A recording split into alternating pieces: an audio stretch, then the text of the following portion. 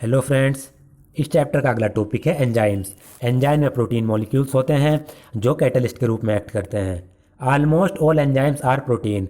ज़्यादातर जितने भी एंजाइम्स हैं वो प्रोटीन्स हैं। There are some nucleic acid that behave like enzyme, these are called ribozyme.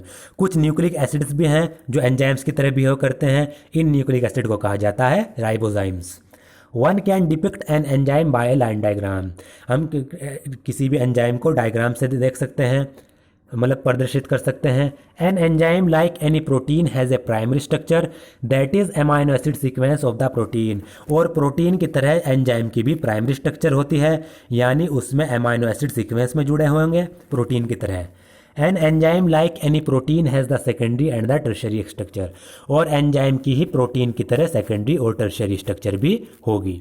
When you look at A tertiary structure figure 9.4 का भी आपने ऊपर जब प्रोटीन की वो पढ़ी थी, टॉपिक पढ़ा था, तो उसमें टर्शरी स्ट्रक्चर देखी थी। You will notice that the backbone of the protein chain folds upon itself. The chain crisscross itself and hence many crevices और पॉकेट्स आर मेड। जब आपने टर्शरी स्ट्रक्चर देखी थी प्रोटीन की, तो आपने उसमें नोटिस किया था कि जो प्रोटीन की चेन की जो बैकबोन है उस पर क्या बन जाती हैं, फोल्डिंग्स बन जाती हैं। और जो चेन है वो एक दूसरे को क्रॉस करती हैं, क्रिस क्रॉस मैनर में क्रॉस करेंगी, और इस क्रॉसिंग के कारण बहुत सारी क्रीवाइसेस या फिर पॉकेट्स उसमें बन जाती हैं। अब इसका हम डायग्राम देखते हैं। ये यहाँ पर प्रोटीन की टर्शरी स्ट्रक्चर दिखाई गई है। तो ये जो प्रोटीन की चेन है ये एक दूसरे को क्या कर रही हैं, यहाँ पर ये क्रिस क्रॉस कर रही हैं। ये वाली चेन इस वाली चेन को यहाँ पर ये क्रॉस कर रही हैं। तो इस प्रकार की क्रिस क्रॉस मैनर्स के कारण क्या हो गया, इसमें ये पॉकेट्स बन गई। जो आप ये अंदर देख रहे होंगे क्रीवाइसिस, ये पॉकेट्स का इनमें फॉर्मेशन हो गया। One such pocket is the active site. और इन सभी पॉकेट में से एक पॉकेट एंजाइम की एक्टिव साइट होती है, जहां पर सबस्ट्रेट अटैच होगा। An active site of an enzyme is a crevice और pocket into which the substrate fit. किसी भी एंजाइम की एक्टिव साइट वह पॉकेट या वह क्रीवाइस होती है जहां पर सबस्ट्रेट फिट होता है, या फिर सिंपल कहें वो जगह होती है जहां पर सबस्ट्रेट आकर फिट होगा। दस enzymes through their active site catalyse reaction at A high rate. तो एंजाइम अपनी एक्टिव साइट के कारण किसी भी रिएक्शन को कैटेलाइज करते हैं और उसका रेट बढ़ा देते हैं, हाई रेट पर कैटेलाइज करेंगे। Enzyme catalyst differ from inorganic catalyst in many ways, but one major difference needs mention. जो एंजाइम्स होते हैं वो इनऑर्गेनिक कैटलिस्ट है, क्योंकि एंजाइम तो ऑर्गेनिक कैटलिस्ट हैं, लिविंग ऑर्गेनिज्म में पाए जाते हैं। तो कुछ इनऑर्गेनिक कैटलिस्ट भी हैं। तो एंजाइम इनऑर्गेनिक कैटलिस्ट से बहुत सारे मैनर में डिफरेंस होते हैं, बहुत सारे तरीकों में डिफरेंस होते हैं। तो एक डिफरेंस यहाँ पर मेंशन करना जरूरी है, वो क्या है? Inorganic catalyst work efficiently at high temperature and high pressure. जो इनऑर्गेनिक कैटलिस्ट होते हैं वो हाई टेम्परेचर पर और हाई प्रेशर पर अच्छी तरीके से वर्क करेंगे, एफिशिएंटली वर्क करेंगे। While enzyme gate damage at high temperature. लेकिन जो एंजाइम्स होते हैं वो हाई टेम्परेचर पर डैमेज हो जाते हैं 40 डिग्री से ऊपर। तो ये इनमें मेजर डिफरेंस है। इनऑर्गेनिक कैटलिस्ट को हाई टेम्परेचर चाहिए होता है, एंजाइम्स को लो टेम्परेचर चाहिए होता है 40 डिग्री से नीचे। However, enzyme isolate from organism who normally live under extremely high temperature are stable and retain their catalytic power even at high temperature up to 80 to 90 degree Celsius.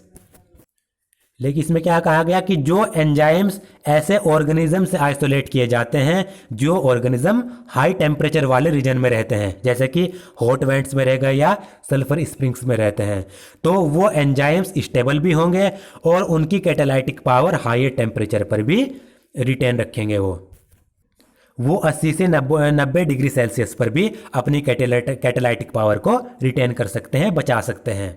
तो ये किसके बारे में कहा गया? ये उन एंजाइम्स के बारे में कहा गया जो एंजाइम्स हाई टेम्परेचर वाले रीजन से, एक्सट्रीमली हाई टेम्परेचर वाले रीजन से क्या किए जाते हैं, आइसोलेट किए जाते हैं। तो वो अपनी हाई टेम्परेचर पर भी अपनी कैटालाइटिक पावर को रिटेन करके रखेंगे, चाहे वह टेम्परेचर 80 टू 90 डिग्री सेल्सियस क्यों ना हो। थर्मल स्टेबिलिटी इज दस an important quality of such enzymes isolated from thermophilic organism.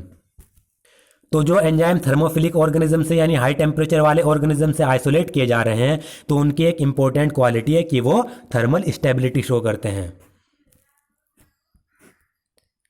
Chemical reactions, how do we understand these enzymes. अब हम एंजाइम्स को किस तरीके से समझेंगे, इनके फंक्शंस को कैसे समझेंगे? Let us first understand a chemical reaction. तो एंजाइम के फंक्शन को समझने से पहले हम केमिकल रिएक्शन को समझते हैं। Chemical compound undergo two type of changes. जो केमिकल कंपाउंड्स हैं उनमें दो प्रकार के चेंजेस होते हैं। पहला, a physical change simply refer to a change in shape without breaking of bond.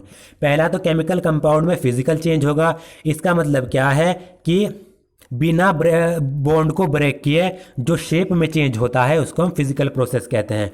Bond break नहीं होंगे बल्कि सिर्फ शेप में चेंज आएगा। This is a physical process, ये फिजिकल प्रोसेस कहलाता है। Another physical process is a change in state of matter. दूसरा फिजिकल प्रोसेस होता है कि मैटर की स्टेट में चेंज आ जाना। When ice melt into matter, ice melt होकर वाटर में बदल जाएगा तो उसकी स्टेट चेंज हो गई। और when water becomes a vapour, या फिर वाटर वेपर बन जाए। दीज आर फिजिकल प्रोसेस, ये भी फिजिकल प्रोसेसेस हैं। However, when bonds are broken and new bonds are formed during transformation, लेकिन ट्रांसफॉर्मेशन के दौरान जब बॉन्ड्स टूटते हैं और उन बॉन्ड्स के टूटने के कारण नए बॉन्ड्स बनते हैं, इसको कहेंगे हम केमिकल रिएक्शंस। तो केमिकल रिएक्शन में क्या हो रहा है, पुराने बॉन्ड्स टूट रहे हैं, नए बॉन्ड्स बन रहे हैं। एग्जाम्पल के तौर पर BaO2 barium hydroxide plus H2SO4, इनमें कुछ बॉन्ड टूटे और बॉन्ड टूटने के बाद इनके बीच में बॉन्ड टूटा और ये इसके बीच में बॉन्ड टूटा तो क्या बना, बेरियम सल्फेट। इन दोनों के बीच में टूटा और बेरियम और सल्फेट के बीच में नया बॉन्ड बना, जिससे बेरियम सल्फेट हमें प्राप्त हुआ और वाटर प्राप्त हुआ। तो ये एक ऑर्गेनिक केमिकल रिएक्शन है। Similarly hydrolysis of starch into glucose is an organic chemical reaction. इसी प्रकार से स्टार्च का हाइड्रोलाइसिस होना ग्लूकोज में, यानी स्टार्च वाटर की प्रेजेंस में ग्लूकोज में कन्वर्ट हो जाता है, तो ये भी ऑर्गेनिक केमिकल रिएक्शन है। रेट ऑफ ए फिजिकल और chemical process refers to the amount of product form per unit time. किसी भी फिजिकल और केमिकल प्रोसेस का जो रेट होता है वो है कि पर यूनिट टाइम में कितना अमाउंट ऑफ प्रोडक्ट बन रहा है। It can be expressed as rate is equal to delta P by delta T. P का मतलब प्रोडक्ट और टी का मतलब टाइम, ये डेल्टा, यानी रेट कि पर यूनिट टाइम में कितना प्रोडक्ट बन रहा है। Rate can also be called velocity if the direction is specified. Rate को हम वेलोसिटी भी कह सकते हैं अगर हमें डायरेक्शन दी गई हो, क्योंकि वेलोसिटी क्या होती है, डिस्टेंस कवर्ड पर unit time in a particular direction, ये तो फिजिक्स में है। अगर यहाँ पर हम वेलोसिटी कहें कि पर यूनिट टाइम में कितना प्रोडक्ट एक पर्टिकुलर डायरेक्शन में बन रहा है, वो कहेंगे रेट की velocity. Rates of physical and chemical process are influenced by temperature among other factor. किसी भी फिजिकल या केमिकल प्रोसेस का जो रेट होता है वो टेम्परेचर से भी अफेक्ट हो सकता है या फिर दूसरे फैक्टर से भी उसको अफेक्ट कर सकते हैं। A general rule of thumb is that rate double और decrease by half for every 10 degree Celsius in each either direction. तो इसमें एक जनरल रूल दिया गया है। वो रूल क्या है कि जब भी कहीं 10 डिग्री सेल्सियस चेंज होगा, टेम्परेचर में कितना चेंज होगा, 10 डिग्री सेल्सियस, तो उससे रेट डबल भी हो सकता है और रेट हाफ भी हो सकता है। कहने का मतलब है कि अगर जो टेम्परेचर है वो 10 डिग्री सेल्सियस बढ़ा दिया जाए तो रेट डबल हो जाएगा 10 डिग्री सेल्सियस इंक्रीज करने पर। अगर रेट जो टेम्परेचर है वो 10 डिग्री सेल्सियस क्या कर दिया जाए, डिक्रीज कर दिया जाए, घटा दिया जाए, तो रेट क्या हो जाएगा, हाफ हो जाएगा। 10 डिग्री सेल्सियस बढ़ा रहे हैं तो डबल, घटा रहे हैं तो 10 degree Celsius half. Catalysed reaction proceed at rates fastly then higher then that of uncatalysed one. जो कैटेलाइज्ड रिएक्शंस होती हैं वो उनका रेट ज़्यादा होता है किसके रेस्पेक्ट में, अनकैटेलाइज्ड रिएक्शंस के रेस्पेक्ट में। यानी जिन रिएक्शंस में कैटलिस्ट यूज़ होगा उनका रेट हायर होगा, जिन रिएक्शन में कैटलिस्ट यूज़ नहीं होगा उनका जो रेट होगा वो कम होगा। When enzyme catalyzed reaction are observed, the rate would be vastly higher than the same but uncatalyzed reaction। जब भी हम किसी एंजाइम कैटेलाइज्ड रिएक्शंस को देखते हैं, ऐसी रिएक्शन को जिसको एंजाइम कैटेलाइज कर रहा है, तो उस रिएक्शन का जो रेट होता है वो हायर होता है किसके मुकाबले, अनकैटेलाइज्ड रिएक्शन के मुकाबले। एग्जाम्पल के तौर पर carbon dioxide CO2 plus H2O water. Carbonic anhydrase क्या है, कैटलिस्ट है। ये रिएक्शन हो रही है कार्बोनिक एनहाइड्रेस के उसमें, तो क्या प्रोडक्ट बना, H2CO3 carbonic acid. In the absence of any enzyme this reaction is very slow. जो ऊपर हमने रिएक्शन देखी, अगर इसमें किसी भी एंजाइम को यूज़ ना किया जाए तो ये रिएक्शन बहुत ही स्लो होती है।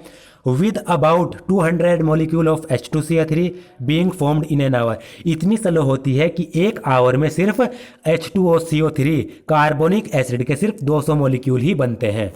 However by using the enzyme present within the cytoplasm called carbonic anhydrase. अगर हम एक एंजाइम यूज कर लें जो साइटोप्लाज्म में होता है जिसका नाम है carbonic anhydrase, the reaction speed dramatically with about 6 lakh molecule being formed every second. तो रिएक्शन इतनी तेजी से बढ़ जाती है कि एक सेकंड में कितने मॉलिक्यूल बनेंगे? 6 लाख। तो सिर्फ एक एंजाइम कार्बोनिक एनहाइड्रेज के इस्तेमाल से कितनी बढ़ गई कि पहले तो एक घंटे में, एक आवर में सिर्फ 200 मॉलिक्यूल बन रहे थे, तो हमने एक एंजाइम यूज किया कार्बोनिक एनहाइड्रेज कैटलिस्ट यूज किया, तो उसके बाद कितना बढ़ा कि एक सेकंड में, पहले तो एक आवर था, अब एक सेकंड में 6 लाख मॉलिक्यूल बन रहे हैं।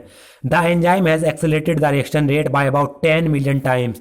जो एंजाइम है उसने इस रिएक्शन के रेट को लगभग 10 मिलियन गुना 10 मिलियन टाइम्स बढ़ा दिया। The power of enzyme is incredible. जो एंजाइम की पावर है होती है वो इनक्रेडिबल होती है। There are thousands of types of enzyme, each catalyzing a unique chemical or metabolic reaction। ये लगभग हजारों प्रकार के एंजाइम्स होते हैं जो एक यूनिक केमिकल या फिर मेटाबॉलिक रिएक्शन को कैटलाइज करते हैं। यानी हर एक केमिकल रिएक्शन का, हर एक मेटाबॉलिक रिएक्शन का अपना एक अलग स्पेसिफिक एंजाइम होगा। A multi-step chemical reaction when each of the step is catalyzed by the same enzyme complex or different enzymes is called a metabolic pathway। एक मल्टी स्टेप केमिकल रिएक्शन यानी ऐसी chemical reaction जो 2 से ज़्यादा step में होती है उसको मल्टी स्टेप केमिकल रिएक्शन कहते हैं। तो मल्टी स्टेप केमिकल रिएक्शन में क्या होता है, हर एक स्टेप को से एक ही एंजाइम कॉम्प्लेक्स भी कैटलाइज कर सकता है या फिर डिफरेंट एंजाइम भी उसको क्या कर सकते हैं, कैटलाइज कर सकते हैं, और इसे कहते हैं हम मेटाबॉलिक पाथवे। एग्जाम्पल के तौर पर ग्लूकोज से पायरुविक एसिड बनता है ग्लाइकोलाइसिस में, तो ये मल्टी स्टेप क्या होती है, मल्टी स्टेप रिएक्शन है। इसमें जो एंजाइम कॉम्प्लेक्स होगा वो इसको कैटलाइज करेगा, और सेम भी हो सकता है, डिफरेंट भी हो सकता है। C6H12O6 glucose plus O2 2C3H4O3 pyruvic acid plus 2H2O is actually a metabolic pathway. ये ऊपर दिया गया, ये भी एक मेटाबॉलिक पाथवे है, मल्टी स्टेप रिएक्शन है। In which glucose becomes pyruvic acid through 10 different enzyme catalysed metabolic reaction. इस मेटाबॉलिक पाथवे में या फिर इस रिएक्शन में क्या हो रहा है, जो ग्लूकोज है वो पायरुविक एसिड में कन्वर्ट हो रहा है 10 डिफरेंट एंजाइम के द्वारा। इसमें स्टेप्स होंगे, उन स्टेप्स को 10 डिफरेंट एंजाइम्स क्या करेंगे, कैटलाइज करेंगे। When you study respiration in chapter 14 you will study these reaction. इस रिएक्शन के बारे में आप चैप्टर 14 में डिटेल में पढ़ेंगे। At this stage you should know that this very metabolic pathway with 1 or 2 additional reactions gives rise to a variety of metabolic end products. तो इस स्टेप तक आप ये समझ चुके होंगे कि जो ये metabolic pathway multi step reactions हैं, इनमें क्या होता है, 2 से ज़्यादा एडिशनल रिएक्शंस होंगे, तो इनमें जो मेटाबॉलिक एंड प्रोडक्ट बनेंगे वो भी अलग अलग बनेंगे, क्योंकि हर एक स्टेप में अलग प्रोडक्ट बनेगा। In our skeletal muscle under anaerobic condition lactic acid is form. हमारे स्केलेटल मसल में क्या होता है, एनारोबिक कंडीशन में ऑक्सीजन की अब्सेंस में लैक्टिक एसिड बनता है। Under normal aerobic condition pyruvic acid is formed. और अगर नॉर्मल एरोबिक कंडीशन हो, ऑक्सीजन की मात्रा हो, प्रेजेंस हो, तो पायरुविक एसिड भी बनता है। In yeast during fermentation the same pathway leads to the production of ethanol. और यीस्ट में क्या होता है, फर्मेंटेशन के दौरान जो ये सेम पाथवे है, इससे क्या बनेगा, एथेनॉल बनेगा या फिर अल्कोहल बनेगा। तो इसमें 3 चीज़ें दी गई कि अगर एनारोबिक कंडीशन होगी तो इसी पाथवे से लैक्टिक एसिड बन जाएगा हमारे स्केलेटल मसल में। अगर एरोबिक कंडीशन होगी तो इसी पाथवे से पायरुविक एसिड बन जाएगा। और अगर यही पाथवे यीस्ट में होगा, सेम पाथवे फर्मेंटेशन के दौरान, तो उससे क्या बनेगा, इथेनॉल बनेगा या फिर अल्कोहल बनेगा। तो एक ही स्टेप से बहुत सारे एंड प्रोडक्ट्स हमें मिल रहे हैं। Hence in different condition different products are possible. तो डिफरेंट कंडीशन में अलग अलग प्रोडक्ट्स हमें मिल सकते हैं।